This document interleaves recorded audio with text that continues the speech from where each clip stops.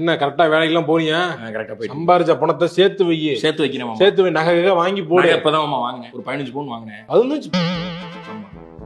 ரொம்ப நாளா சேர்த்து வச்சேன். 15 பவுன் ரொம்ப ஒரேடியா இடம் வாங்கி போடு. இடமும் வாங்கி போட்டிருக்கேன். 3 பிளாட் வாங்கி போட்டு ஊருக்கு அவுட்டர்ல 2 லட்சம் சொன்னாங்க, அதான் வாங்கி போட்டிருக்கேன். ஆமா, என்ன ஒரு செகண்ட் பஃபர் ஆன மாதிரி நின்னுட்டீங்க. இல்ல மூக்குல இருந்து புகையா வருது, காதுல புகை வருது. இல்ல இல்ல இல்ல, உங்களை படுக்க போட்டு பிஸா சுடலாம் போலயே.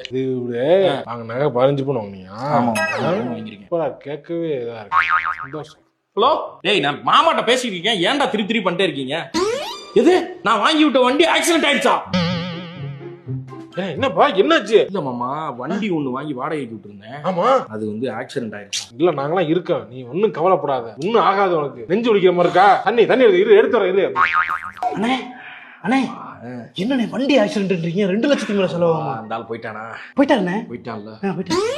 அட்வைஸ் பண்ண வேண்டியது, இத பண்ணு அத பண்ணுங்கிறது.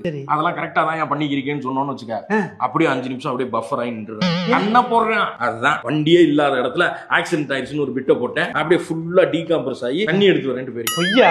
பொய் தான். நல்லா தானே இருக்கு, நல்லா இருக்கணும்னு நீங்க.